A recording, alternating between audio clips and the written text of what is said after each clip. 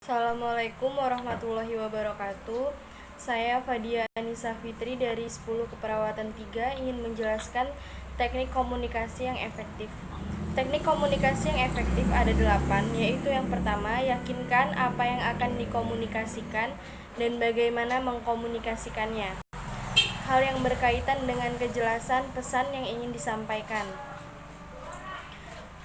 Seperti misalnya perawat ingin berkomunikasi dengan pasien, harus siapkan diri dan jelas apa yang dibicarakan. Yang kedua yaitu gunakan bahasa yang jelas dan dapat dimengerti komunikan. Seringkali perawat menemui pasien yang tidak dapat berbahasa Indonesia, sedangkan perawat itu sendiri tidak dapat bahasa seperti pasien.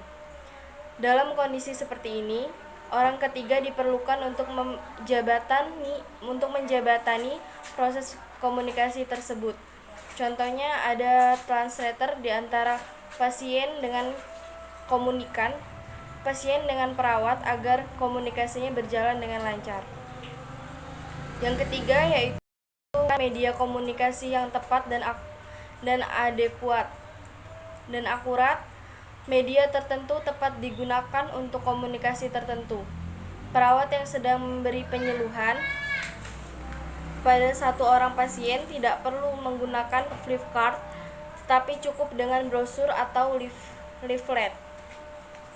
Yang keempat yaitu ciptakan iklim komunikasi yang baik dan tepat. Untuk berlangsungnya proses komunikasi yang efektif, diperlukan suasana tenang dan tidak bising. Dikarenakan jika komunikasi dilakukan di suasana yang bising akan mengganggu komunikasi. Yang kelima yaitu dengarkan dengan penuh perhatian terhadap apa yang sedang diutarakan komunikan, karena apa yang diutarakan komunikan adalah umpan balik terhadap pesan yang diberikan komunikator. Maksudnya adalah kita sebagai perawat harus mendengarkan dengan baik apa keluh kesah dari pasien kita. Jadi kita dapat mengerti apakah dia punya keluhan yang berlebihan atau tidak.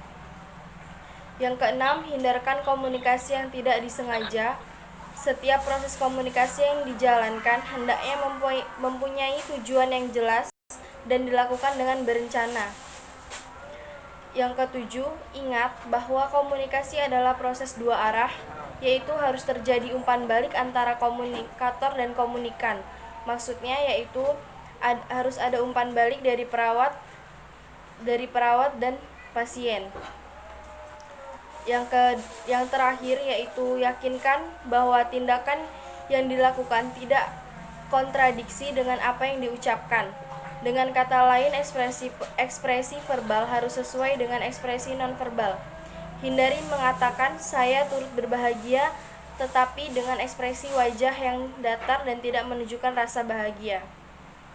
Sekian informasi dari saya akhiri. Wassalamualaikum warahmatullahi wabarakatuh.